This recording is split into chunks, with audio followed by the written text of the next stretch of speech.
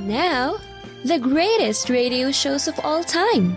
Suspense. The Shadow Node. Washington calling David Harding, counter-spy. Classic radio theater. The Great Gildersleeve. Fibber McGee and Molly. Dragnet.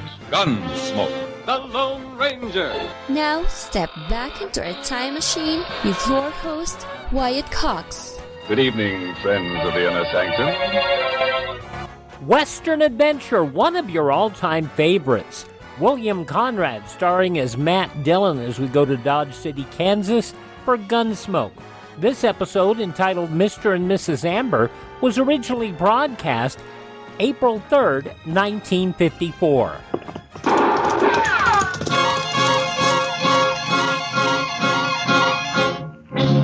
Around Dodge City and in the territory on West, there's just one way to handle the killers and the spoilers, and that's with a U.S. Marshal and the smell of Gunsmoke.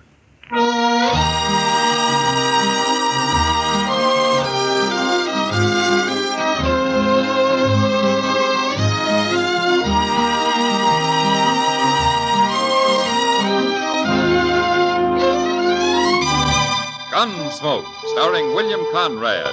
The story of the violence that moved west with young America. The story of a man who moved with it. Matt Dillon, United States Marshal.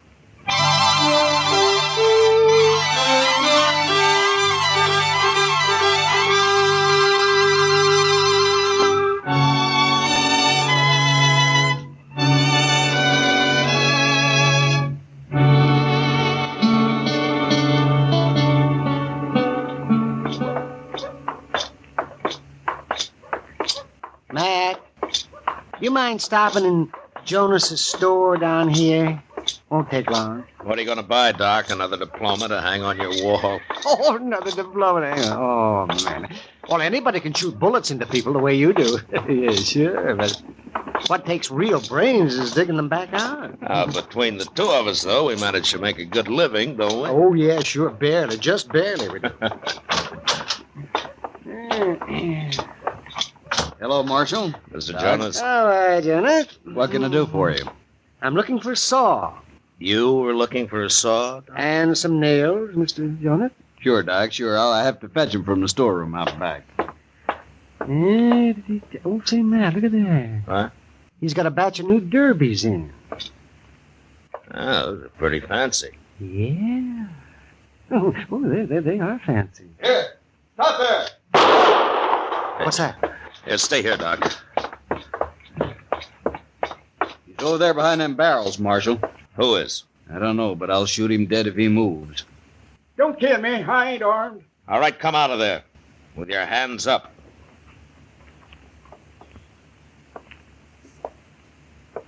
Neil Amber. It's me. I can't believe it, Amber. I was going to pay you later. Pay me later. You're on my books now for over $300, and stealing from me on top of that. Marshal, I want this man arrested. Were you stealing, Amber? No, I never stole nothing in my life. I was going to pay him later. Then what was you doing running off with that sack of seeds? I had to have them seeds, Mr. Jonas. I got to raise something. My wife and I are about to starve out there. Out where, Amber? A little patch of land near Pawnee Wells north here, Marshal. It ain't much. We've had nothing but bad luck. I've been keeping you going for nearly a year, Amber. This is a fine show of gratitude. How can I pay you unless I raise something? The man's desperate, Mr. Jonas. But he owes me money too, Matt, but I don't hold with stealing to pay off your debt. I'll pay you, Doc. Someday I will. But right now, we got nothing. Now, that's good land up there, Amber. What's been your trouble? Oh, everything, Marshal.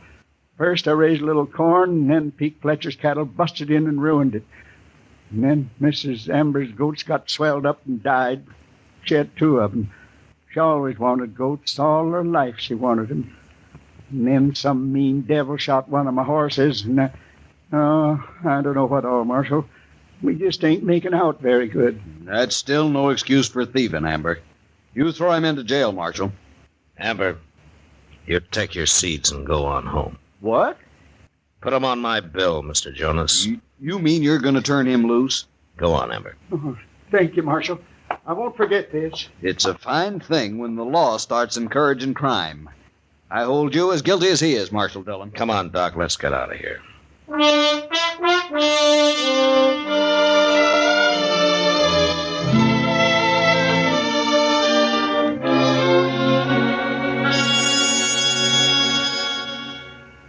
You know something, Mr. Dillon? What, Chester? If the government would come through with a little expense money, I got an idea. Now, the government won't even supply me with ammunition, Chester. But go ahead. Well, sir, if we bought 2 or 3 buffalo hides and sewed them together, Yeah. we could make a nice rug for this office.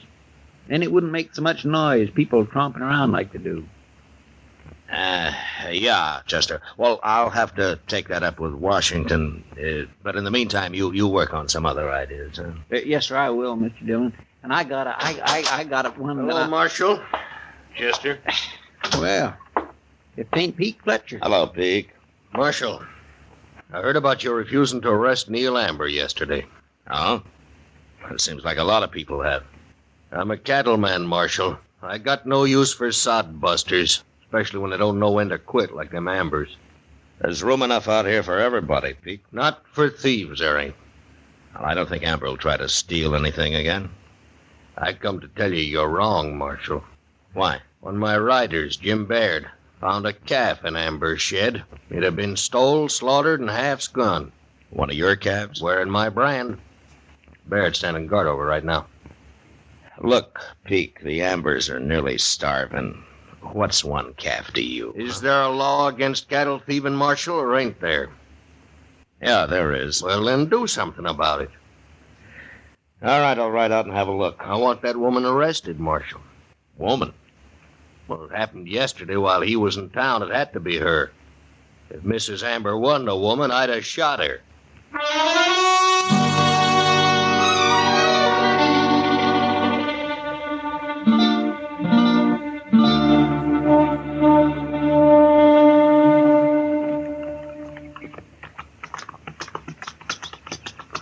My calf's in the shed right over there, Marshal.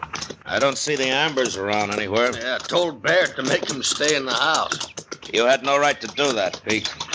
I got a right to protect my property, ain't I?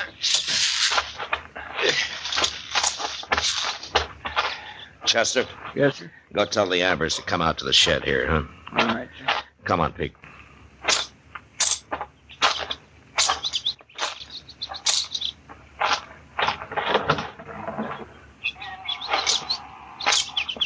I was thinking you'd never get back, Pete. This here is Marshal Dillon, Baird.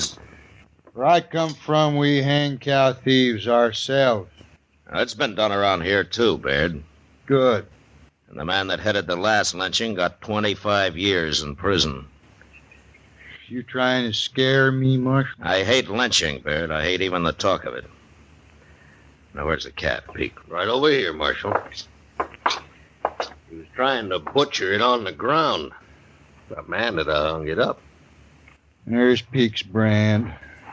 Right there. I thought I told you Ambers to stay in the house. You're not telling anybody anything, Baird. Hello, Amber. Ma'am? She didn't do this, Marshal. Would, you mind telling us about it, Miss Amber? Well, Baird can tell you all you need to know, Marshal. I want to hear what Miss Amber has to say. I feel guilty, Marshal. They made me feel guilty accusing me this way. It's hurt her bad, Marshal. My wife's an honest woman. If you're innocent, you got nothing to worry about, Miss Amber. Now, you tell me what happened. Well, Neil was in town. I come out the shed to get a potato from a dinner. And I seen that little calf lying there. And I was standing here looking at it, and then he come in and grabbed me and said I'd stole it. Marshal is saying that makes me want to die. I tracked that calf here, and I caught her skinning it, Marshal. She's just trying to work on you. Nobody's going to believe a couple of thieves. I know what you're doing, Pete Fletcher, but I ain't leaving this land, not now or ever. You going to arrest her, Marshal? Go on back to the house, ma'am. What? In my whole life, I never done anything wrong. Now I feel I ought to be hung. She'd be better off dead than like this. If she was a man, she would be. That's dead, enough, Amber. Baird. I'm not arresting anybody, Pete. You're calling me and Baird liars, then? I'm saying there isn't enough evidence. Now, you take your calf and get out of here and leave these people alone. All right, Marshal. Next time we ain't coming to the law. We'll handle this ourselves.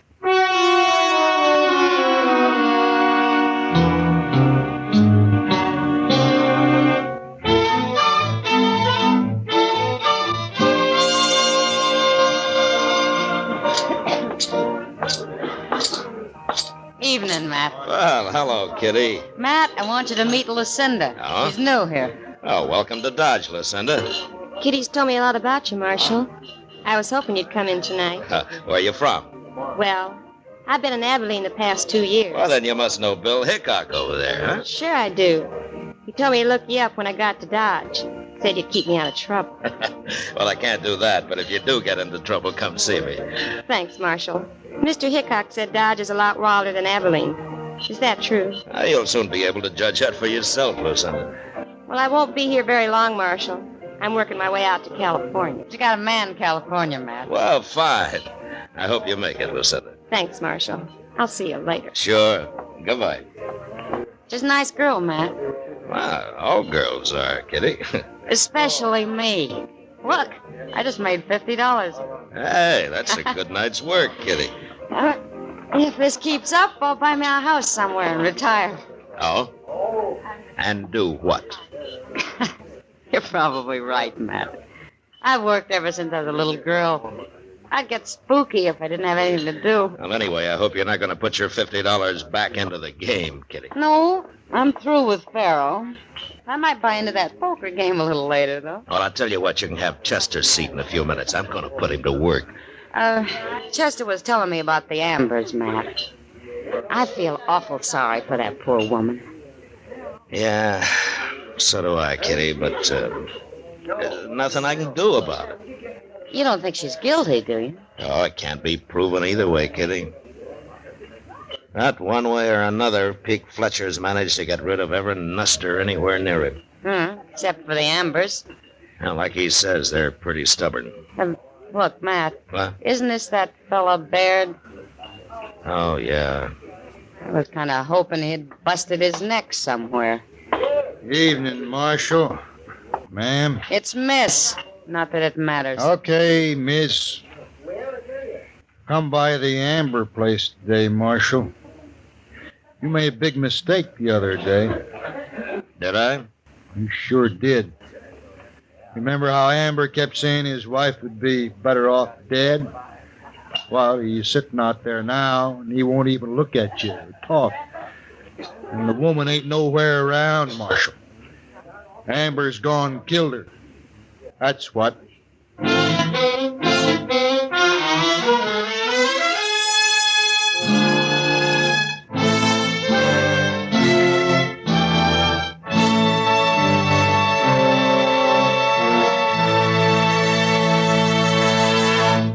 April 3rd, 1954, Gunsmoke on Classic Radio Theater with Wyatt Cox. Now on Classic Radio Theater with Wyatt Cox, April 3rd, 1954, William Conrad as Matt Dillon in Gunsmoke.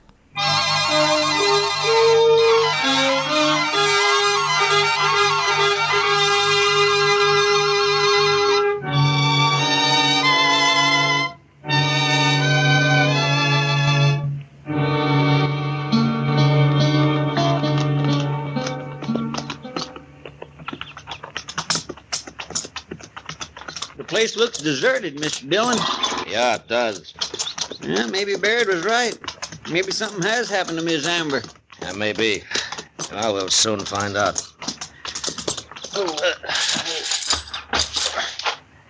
Let's try the house first, Chester. Yes, sir.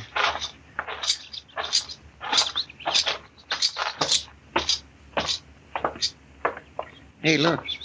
The door's wide open. Yeah. Amber! Hello, is there anybody home? And let's take a look inside, Chester.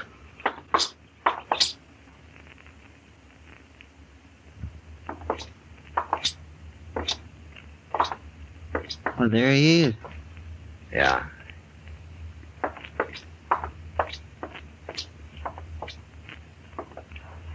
Hello, Amber. Are you all right? Hello, Marshal. Chester. Have you been sitting here like this long? I don't know. Well, where's Miss Amber? Why, she went away. Went away? Oh, where? Yes, she went away back east. Home. When did she go? Other day. Well, did you have an argument with her? Is that why she went away? I loved her, Marshal. She's all I had. Yeah. Chester, come outside a minute, huh? Yes, sir.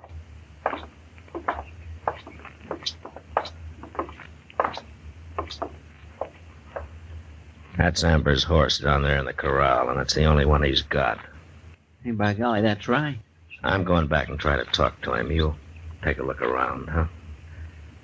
Take a good look, Chester. Yes, sir, I understand.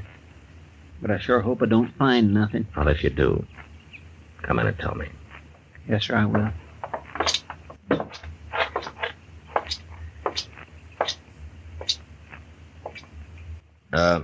Amber, you want to tell me what happened? She's gone. What, did Baird or Pete Fletcher have anything to do with it? Baird come by yesterday, but he didn't do nothing. I'm ashamed about my wife. Ashamed? Well, why? I mean, her not being here. It was too much for her. She just couldn't take it no more. But she shouldn't have gone like that. How did she go, Amber? We was married 30 years. I was real proud of her. Sure, of course you were. But tell me, when she left here, how did she go? She rode away. You mean she took your horse? Yeah, she took my horse.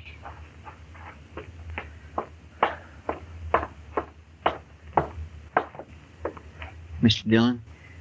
Yeah, did you find anything? Yes, sir. Laying under a blanket right out in the shed. He didn't even bury her. She's been shot, Mr. Dillon. Amber, who shot your wife? I couldn't bury her. I couldn't get that near her yet. Did you shoot her? Tell me.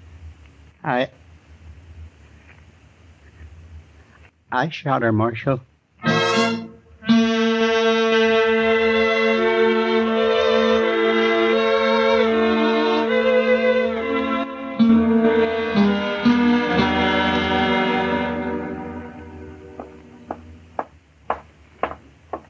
Well, he still won't eat, Mr. Dillon.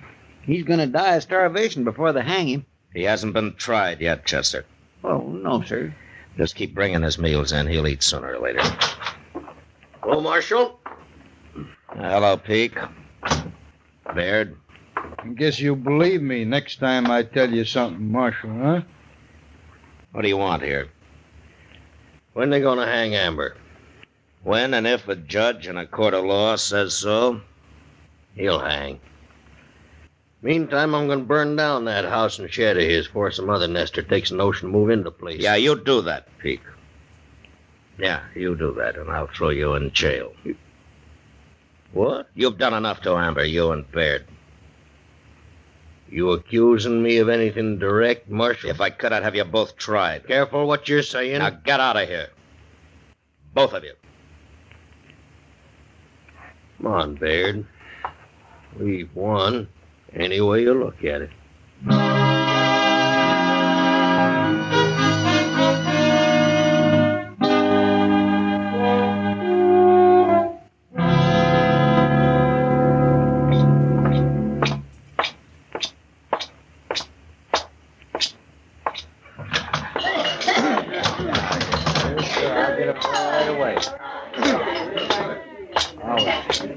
Evening, Marshal.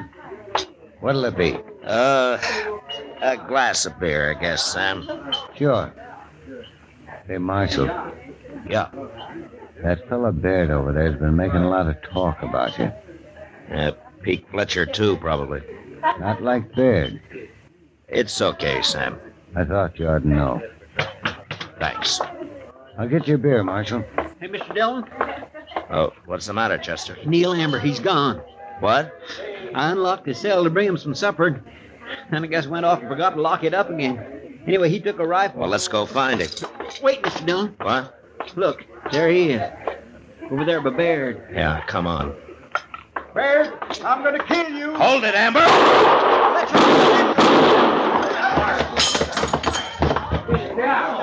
April 3rd, 1954, Gunsmoke on Classic Radio Theater with Wyatt Cox. The conclusion follows these important messages from your favorite radio station.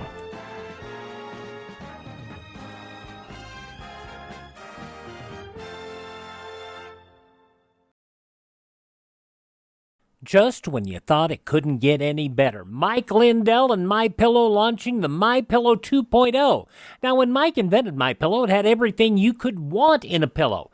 Now, nearly 20 years later, he's discovered a new technology that makes MyPillow even better. Of course, the patented adjustable fill of the original MyPillow, but now with brand new fabric with a temperature-regulating thread, it's the softest, smoothest, and coolest pillow you'll ever own. Say goodbye to tossing and turning and flipping your pillow over in the middle of the night. And more great news on the MyPillow 2.0 buy one, get one free offer with my promo code Wyatt. MyPillow 2.0 is 100% made in the USA, 10-year warranty, 60-day money-back guarantee. Go to MyPillow.com, click on the radio podcast square to receive the MyPillow 2.0 buy one, get one free offer. Use my promo code Wyatt or call 1-800-928-4715.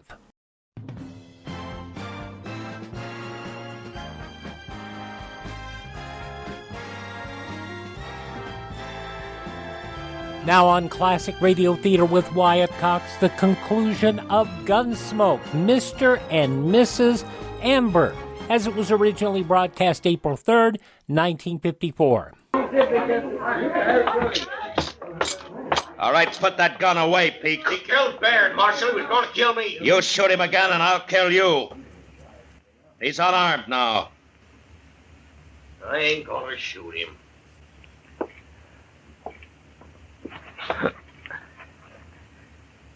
Yeah, hit him right in the chest. Marshal. Chester, go get Doc, quick. Yes, sir. Now, Amber, Doc will be here in just a minute. He can't help me. This is going to save me from hanging, Marshal. Had it been an even worse disgrace. Worse? What? Worse than what? Come close, Marshal. Yeah. I don't want nobody else to know. But my wife. I didn't shoot her. She killed herself. Is that it? That made me terribly ashamed, Marshal. I'd have hung rather than everybody knowed it. You won't tell, will you?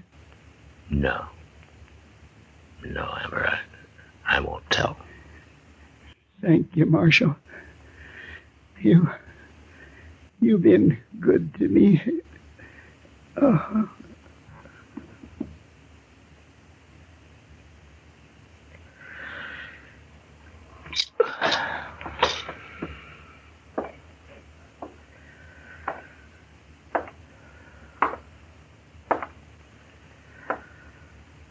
Dead, huh?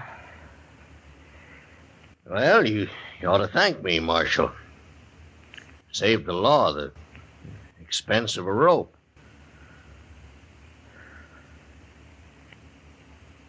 He didn't kill his wife, Peek. What? You did. You're trying to devil him off that land. Making her look like a thief did it.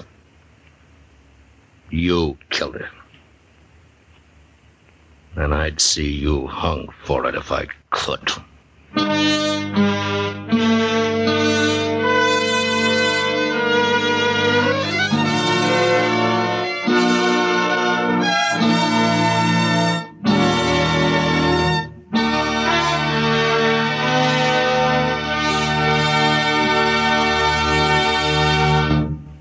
Gunsmoke, under the direction of Norman Macdonnell, stars William Conrad as Matt Dillon, U.S. Marshal.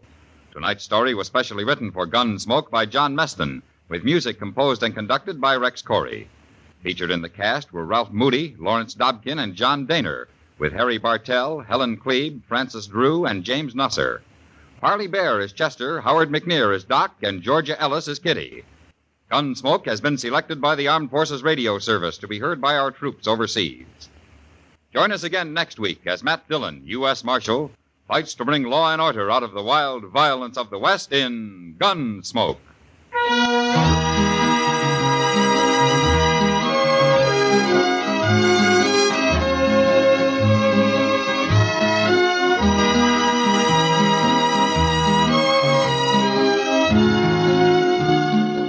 April 3rd, 1954, Gunsmoke on Classic Radio Theater with Wyatt Cox.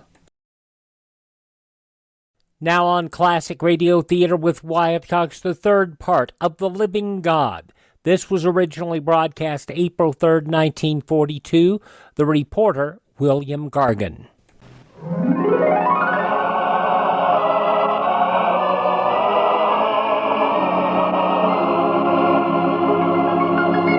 The Living God.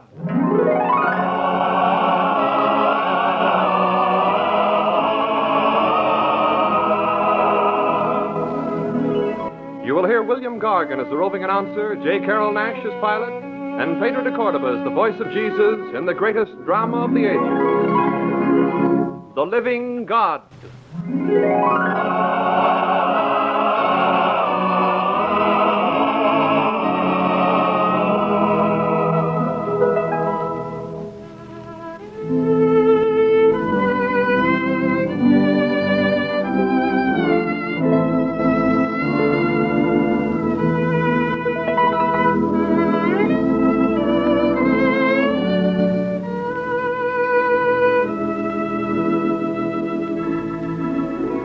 Yesterday, we left our narrator in Jerusalem, in the year 33, where he had been taken by faith in his search for the living God. At that time, he told you of seeing the Last Supper, of the betrayal of Jesus, and of the Savior being taken away in chains. Now we are once more in Jerusalem, and the news of the arrest is spreading. Jesus of Nazareth has been arrested. Jesus of Nazareth. Enemy of religion. He has been arrested. False prophet.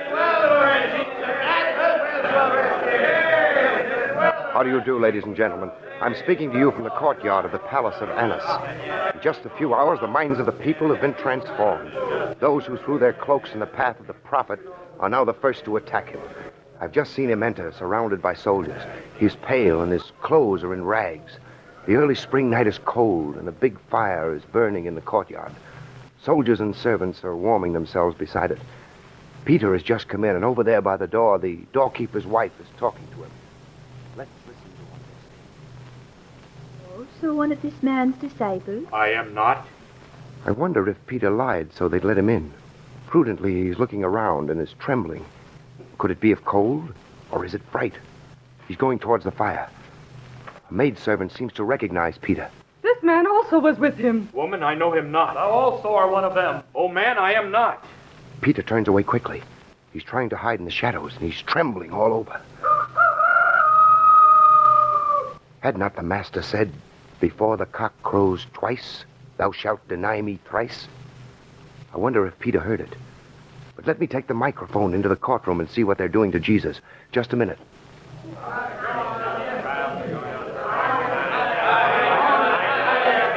As I stand at the door, Caiaphas is right across the room from me. He's wearing a long robe and is sitting on a gilded throne placed on a platform. Around him, in a semicircle, are the other members of the council. Their faces are dark with hatred. Jesus is standing in the center with his hands bound.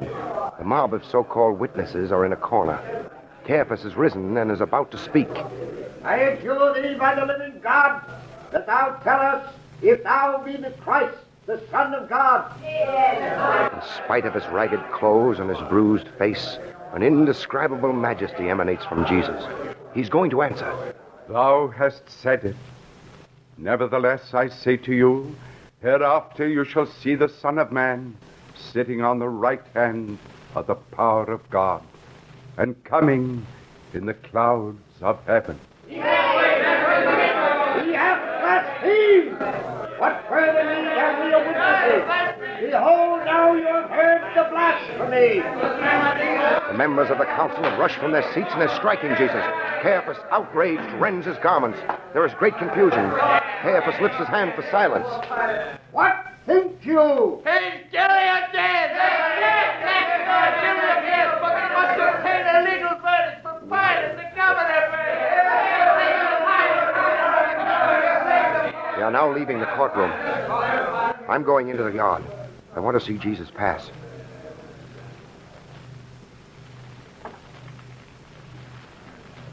Ah, Peter's still here, warming himself by the fire. Listen. They're trying to make him confess that he is known of Jesus.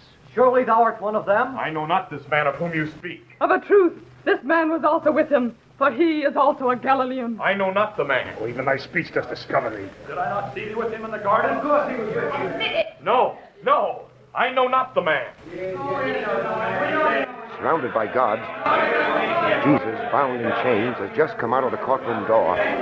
Peter has not seen him yet. I swear I do not know him. He is... Oh. The guards are stepping aside. And Peter has seen Jesus, who is about to pass him.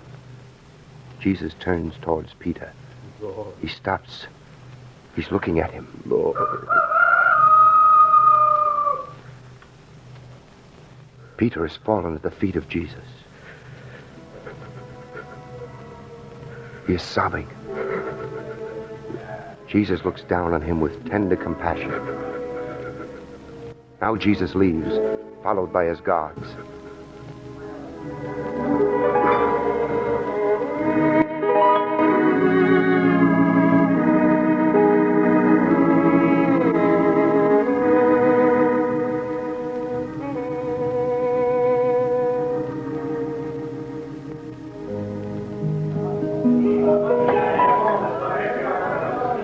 We are now in the governor's palace with a full view of the big court that they call the Praetorium.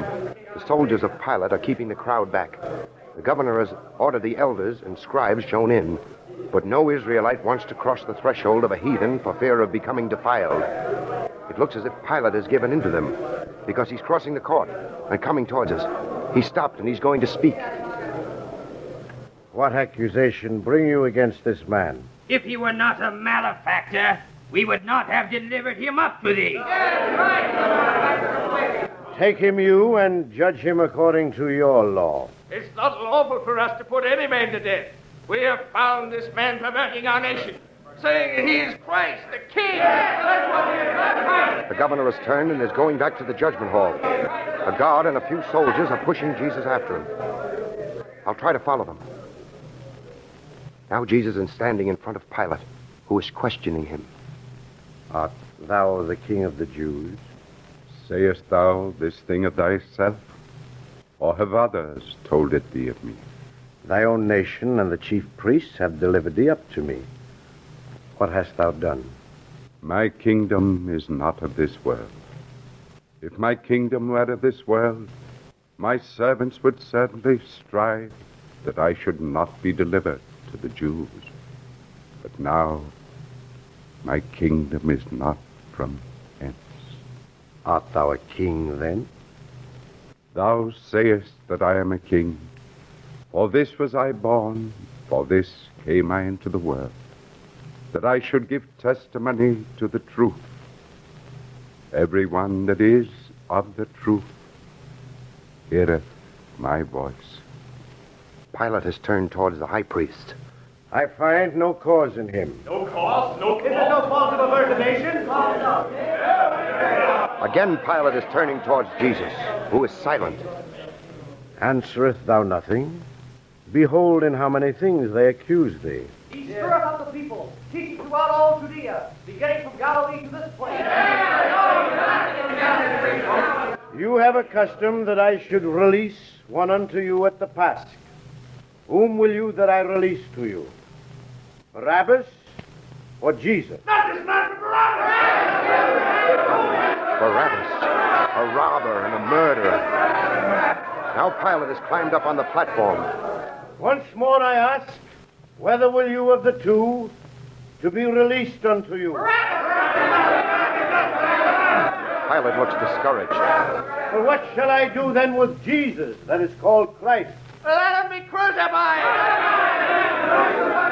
Pilate is bewildered. But why? Why? What evil hath this man done? I find no cause of death in him. I will chastise him, therefore, and let him go. No, let him be crucified! There's a furious uproar, and now Pilate has called a guard and is whispering to him. The guard leaves for the palace. There is a minute of calm as everyone is waiting to see what is going to happen. A servant appears carrying a silver basin and a jug of water. He pours the water on Pilate's hands, who makes the motion of washing them. I am innocent of the blood of this just man. Look you to it. His blood be upon us and upon our children! I think Pilate wants to make the crowd take pity on Jesus, so he's going to compromise. He gives an order, and soon we see a man swinging a whip made of strips of hard leather, fastened with pieces of lead and pointed stone. Oh, now I understand. Pilate is pointing toward Jesus. Soldier, bind his hands and cover his head. Two helpers of the executioner are staggering towards Jesus. They're drunk. They tear off his clothes and drag him over to a marble column. One throws a cloth over his head. The other fastens his wrists to a ring at the top of the column. Jesus has bent his head a little. He is half hanging by his wrists. The executioner raises his lash and... Oh, I can't look at him. Only with eyes cleansed by bitter tears of repentance should one look at this spectacle. Oh, I can't look at it. The heartless rabble stand around me. The men and women who cried out, "Let him be crucified." Oh, I think it's over. Yes, now they're untying Jesus. He falls to the ground. Soldiers are dragging him back to Pilate, who has just returned. As he looks at Jesus, his face turns white. Pilate steps to the front of the platform. He's saying, Behold, I bring him forth unto you, that you may know that I find no cause in him. Crucify!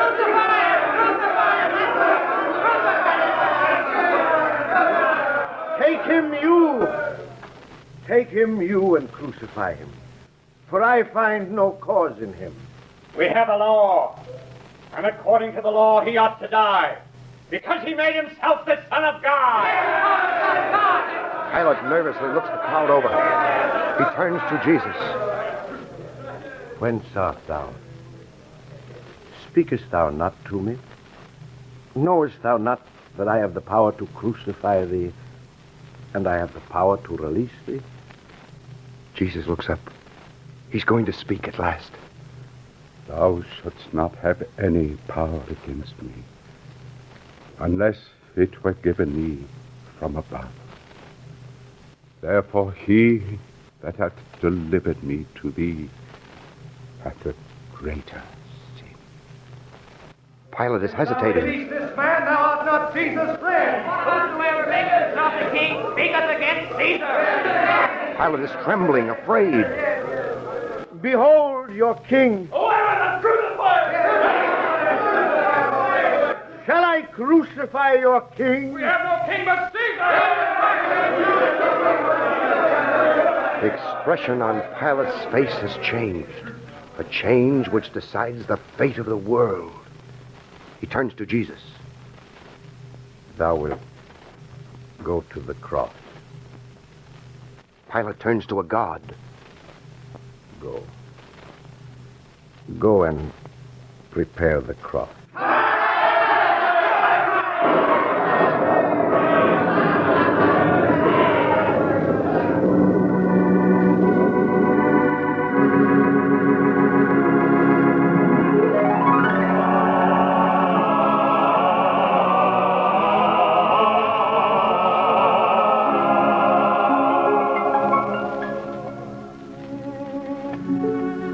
You have been listening to The Living God, presented in cooperation with the National Council of Catholic Men. Heard on today's program were William Gargan as the roving announcer, Pedro de Cordova as the voice of Jesus, J. Carroll Nash as pilot, and John Sheehan as Caiaphas. Supporting roles are played by professional Hollywood actors, and the radio players of Loyola University of Los Angeles. Special musical scoring and effects by Robert Mitchell and his St. Brendan's Boys Choir. The Living God has been adapted from the French of Sita and Suzanne Millard. This program has been produced under the direction of Martin Worth.